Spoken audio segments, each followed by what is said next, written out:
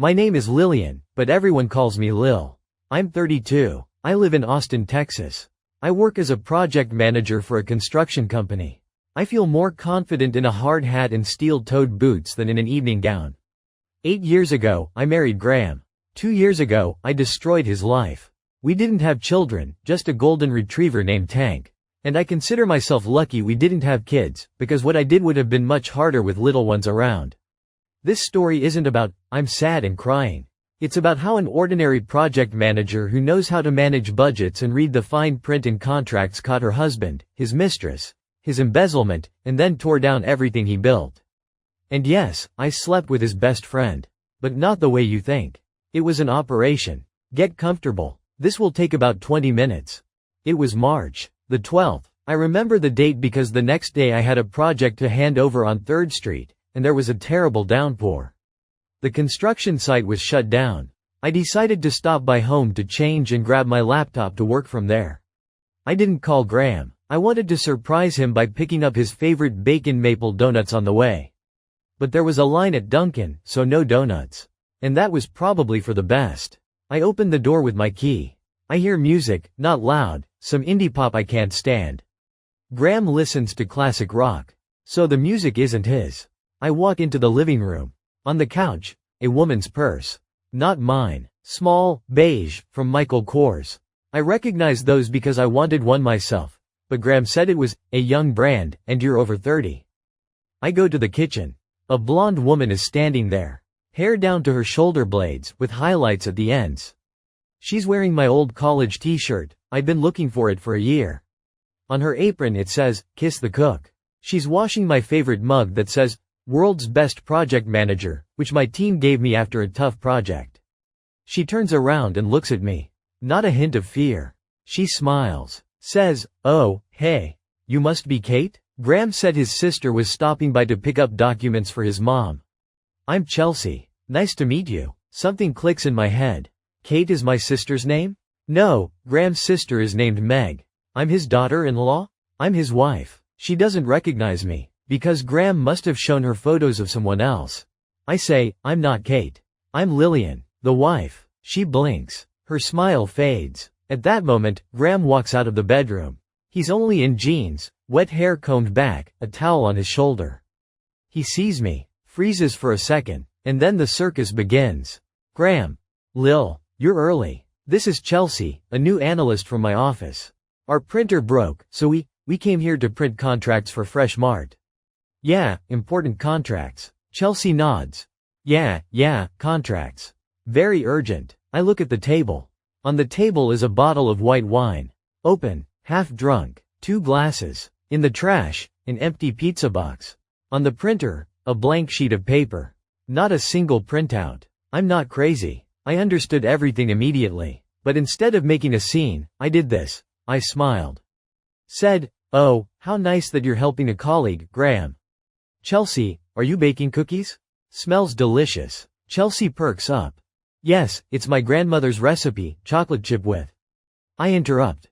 "Graham, a word." We go into the bedroom. I close the door. I ask, "Are you sleeping with her?" Graham. "God, no." What kind of question is that? She's going through a tough breakup with her boyfriend. I brought her here to cheer her up. She's me. Graham. She has a hickey on her neck. I can see it from 10 feet away. And you have scratches on your back. You didn't do those yourself. He reaches for his back, as if he forgot about the scratches. Then says, "It was the cat. Tank scratched me." Tank is a dog. A golden retriever who doesn't know how to scratch. I say, "Pack your things. You're leaving." He starts yelling. That I have no right. That the house is in his name, not true. Bought during the marriage. That I can't prove anything. That I'm just a jealous idiot. At that moment, Chelsea appears in the hallway. She's taken off the apron. And, this was a moment of pure stupidity on her part. Says, "Listen, Lillian, maybe we can talk like adults? Your husband loves me. We want to be together.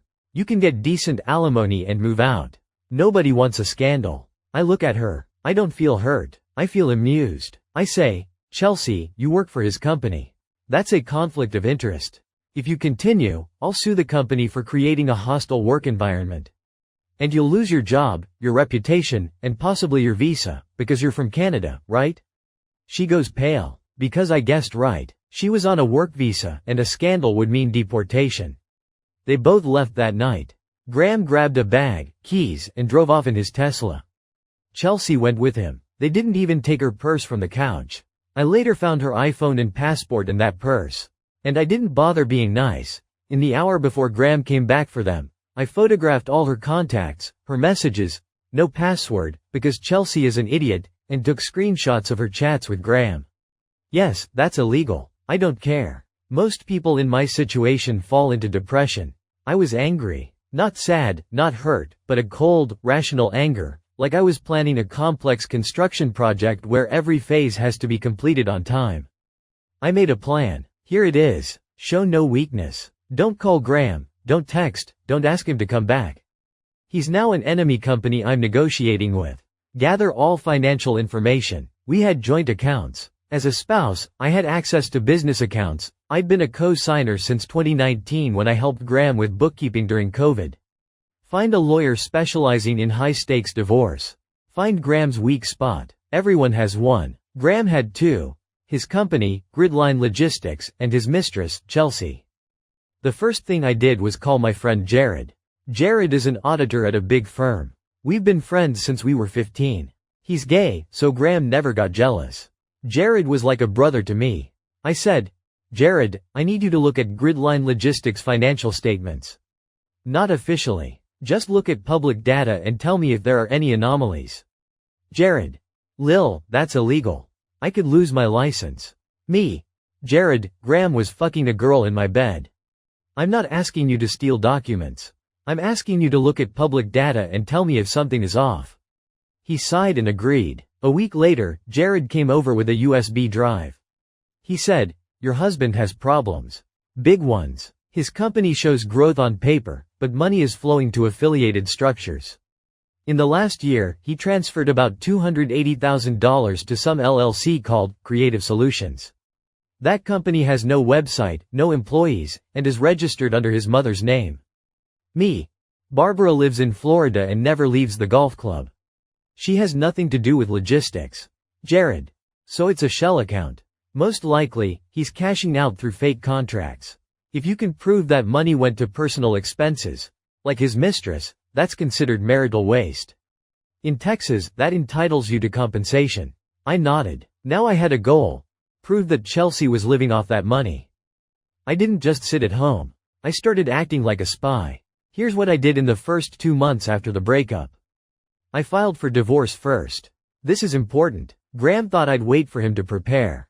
Instead, I hired a lawyer named Mallory, a 55-year-old woman who had divorced 3 billionaires and never lost. Mallory said, Lillian, we'll win, but you have to be ready for war.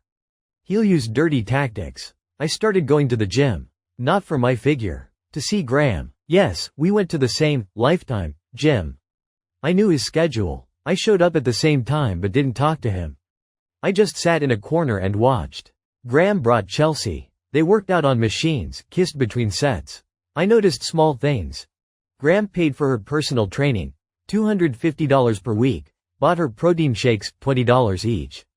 I wrote it all down in a notebook. I planted a friend in Graham's office. A guy from my construction site, Marcus, had a girlfriend who worked as a receptionist for Gridline Logistics CFO. I asked Marcus to have his girlfriend, casually, tell me about the office mood. Here's what I learned. Employees hated Chelsea. She was rude, incompetent, but got paid like a senior analyst despite working there only a year. Everyone knew about the affair with Graham, but kept quiet. 3 weeks after I kicked Graham out, I called Chelsea. I found her number in her own phone. Yes, I still had it until Graham got it back through the police, but by then I'd already made all the screenshots. Me. Chelsea, hi. This is Lillian. Don't hang up. I want to meet and discuss your future. She was silent for about 10 seconds. Then said, we have nothing to talk about. Me. We do. For example, deportation. Or criminal charges for complicity and fraud. She came. We met at a Starbucks on South Lamar. I chose a crowded place so she wouldn't be afraid I'd attack her. She sat across from me, ordered a matcha latte with oat milk, and glared at me like a wolf. I put a thin folder in front of her. Inside were copies of statements from the Creative Solutions LLC account and photos of her bags, shoes, and restaurants she'd posted on Instagram with the hashtag living my best life. I said, "You make a salary of $65,000 a year. But in the last 6 months, you spent $40,000 on restaurants, hotels, and shopping. Where did the money come from?" She, "My savings." Me, "You don't have savings. You came to Austin with a credit card that had a $15,000 balance. I know your credit history." This was half true. I only knew what I found in her phone. "Graham gave you cash. That cash came from the company, disguised as fake contracts with Creative Solutions. You received that money and didn't pay taxes. Want me to send a report to the IRS?" She went pale. The IRS is the tax authority. In Canada, taxes are stricter, but in the US, it's a death sentence. "Chelsea, what do you want?" Me, "Help me. You'll be my eyes and ears in Graham's office. You'll record his conversations about finances. You'll make copies of contracts, especially with Fresh Mart. In exchange, I leave you alone. More than that, when this is over, I'll help you find a real job. Not in logistics. You can go into marketing, like you wanted." She asked, "What if I refuse?" Me, "Then tomorrow, your employer will receive an anonymous letter saying you're sleeping with the boss and getting cash under the table. Your reputation in the industry will be destroyed. Your work visa in the US will be gone. And you'll go back to your Winnipeg or wherever you're from." She sat for a minute, then nodded. So, I had a double agent. Chelsea betrayed Graham out of fear. And I knew she'd betray me too if she got the chance. So I didn't trust her completely. I gave her small tasks. Photograph a document, record a conversation. She sent me the material through a secure chat. Many people ask, why did I fight so hard for the dog? Tank isn't just a dog. I got him as a puppy when we first moved into the house. I nursed him back after he was poisoned in the park. Someone threw out poison. I paid for his surgeries. Graham always treated him like an accessory. Tank, fetch, Tank, sit, and then forgot to feed him. One evening, when Graham came to pick up his remaining things, I was at work. Tank growled at him. In response, Graham kicked Tank. Not hard, but hard enough that the dog yelped. A neighbor saw it through her window and told me. I immediately called Mallory and said, add animal cruelty to the filing. Then I went to the vet. Got a certificate that Tank had a bruise on his rib. Proof. Graham later claimed Tank ran into a doorframe. The judge didn't believe him. Now for the interesting part. The business. Graham built Gridline Logistics on 2 contracts. One with the supermarket chain, Fresh Mart, 60% of revenue. The other with a home goods company, Homestyle, 30% of revenue. The rest were small clients. Through Chelsea, I learned that Fresh Mart didn't want to renew the contract. They were unhappy with delivery delays. Graham lied to investors, saying the contract was renewed for 3 years. He even had fake signatures. Chelsea photographed that fake contract. I wrote an anonymous letter to Fresh Mart's legal department. The text was neutral. Dear lawyers, please be aware that Gridline Logistics is using your name in investor negotiations, claiming the contract has been renewed. This is false and could damage your reputation. I sent it from a new anonymous email via VPN. Fresh Mart was furious. They publicly announced they had not negotiated any renewal. Graham's investors, private individuals, pulled out. The value of the company collapsed. But that wasn't enough. Graham could have recovered. Now I needed to strike at his main source of money. Through Jared and his connections, I found Graham's former accountant, who had been fired a year earlier. He was angry. He agreed to testify in exchange for immunity. He explained how Graham created shell companies, moved money, paid himself exorbitant bonuses, and minimized taxes illegally. I passed everything to Mallory. Mallory prepared a creditor-initiated bankruptcy filing. I was the creditor, as I had rights to part of the business as a spouse. Graham found out when he received a court summons. He called me in a rage. Graham, you crazy bitch. You're destroying everything I built in 10 years. Me. You built it on lies, Graham. And on my money. Remember the $50,000 my grandmother left me that I put into your startup? That was my money. You promised to pay it back in 2 years. You never did. Graham. I'll pay it back. Me. Too late. I found a better use for the money. Like a new fence around the house so Chelsea doesn't climb through the windows. He hung up. The The divorce trial took place 8 months after the affair. It was a long process. 4 hearings, dozens of documents. But the main hearing was in October. I wore a dark blue suit, Mallory's favorite color. Not black, that's for funerals. Blue is for victories. Graham wore an expensive suit, but he had gray stubble and bags under his eyes. His company had gone bankrupt a month earlier. Chelsea had quit, I warned her, and she managed to find another job without my help, on her own. Chelsea testified via video link because she was afraid to face Graham in person. She told the court that Graham had promised her a share in the company, gave her cash, and made her sign fake contracts. Graham's lawyer was aggressive. He shouted at Chelsea, "You admitted you took money. You're an accomplice." Chelsea, "I didn't know it was illegal." Graham said it was a legal tax optimization scheme. The judge interrupted, "Next question." Then I testified. I didn't cry. I stated facts. Date, time, amount, document. The judge thanked me several times for my clarity. The outcome. The judge awarded me $1.9 million in compensation from the sale of company assets after bankruptcy, plus Graham's hidden personal savings. The house in Austin stays with me, assessed value $650,000, but I had made the down payment, so the judge considered that fair. Tank the dog is mine with full custody, plus reimbursement of $12,000 in veterinary expenses from Graham over the last 2 years.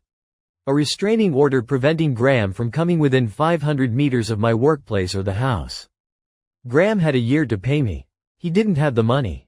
He sold his car, borrowed from his father. Richard gave it to him on condition that Graham not see his mother on holidays, Richard's personal revenge. People ask about this in the comments more than anything else. Yes, Graham had a childhood best friend, Mike. Mike was always kinder to me than Graham was. After the divorce, Mike started calling, supporting me, bringing food. A few months after the trial, we went out for drinks. 1 glass, 2. Mike admitted he had always loved me but kept quiet out of respect for his friend. He said Graham treated me like an object, that he didn't deserve me. We slept together. Once. It was awkward, quick, and not very enjoyable. The next morning, Mike said, "I can't do this.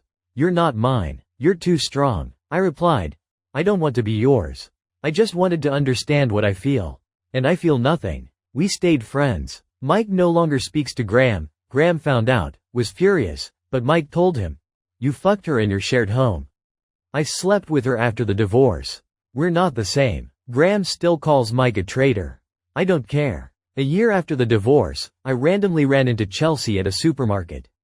She was working as a cashier. Not at a coffee shop, as I mentioned in an earlier post, but actually a cashier at Walmart. She looked tired. She came up to me quietly, so no one would hear, and said, "Don't you feel ashamed? You turned me into a spy. You used me." I replied, "You used my husband. And me. You slept in my bed, wore my t-shirt, washed my mug. You're not a victim, Chelsea. You're an accomplice. And the fact that you're working minimum wage now isn't my fault. It's the result of your choices." She started crying, but I felt no pity. Maybe I'm cruel, but after what she did, I have the right. Now I'm dating a guy named Mark. He's an architect. He's 36. He's divorced, no cheating, just incompatibility. He loves dogs, cooks risotto, and never raises his voice. We've been living together for 6 months. Tank adores him. Graham? I heard he moved to Houston. Lives in a small apartment, works as a sales manager for some forklift rental company. Salary, $60,000 a year. That's less than he used to pay Chelsea under the table. He called me last month, drunk, at 3 a.m. I didn't pick up. He left a voicemail. I didn't listen to it. Deleted it immediately. Many people criticize me. They say I'm a vengeful bitch, that I destroyed a man's life, that Chelsea was young and stupid, that Graham just made a mistake. But you know what? Cheating isn't a mistake. It's a series of decisions. The decision to flirt. The decision to sleep together. The decision to continue. The decision to lie every day. And the decision to think I wouldn't find out. I regret nothing. Since I'm often asked in the comments, here is some practical advice. Not legal, but practical. Gather evidence immediately. As soon as you suspect something, copy everything. Screenshots, photos, recordings.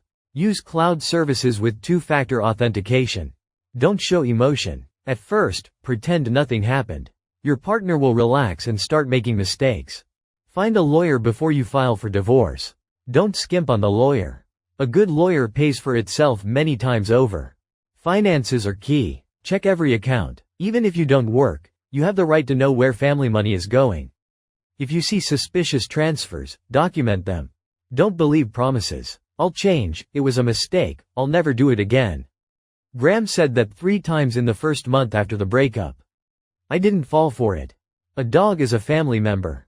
Fight for it. Judges love animals. If you have evidence of cruelty, you'll win. Don't start an open conflict with the lover. Better to make them your agent, like I did. Fear is stronger than love. Take breaks. Several times I wanted to drop everything, reconcile, forget. But I took a 2-day timeout and went back to the facts. Facts don't lie. Be prepared for loved ones to take his side. My mother-in-law Barbara still thinks I destroyed the family. We don't speak. I don't care. Don't plan revenge as revenge. Plan for justice. The difference is that justice doesn't destroy you from the inside. Malice does. I was angry, but I acted coldly. Question. Are you sure Graham didn't have a mental disorder? A normal person wouldn't lie like that. Answer. He had a disorder, narcissism. Not diagnosed, but all the signs are there. He thought he was invincible. My divorce was a shock to him. Question. Could Chelsea really have been deported? Answer. Yes. Her work visa depended on her employer.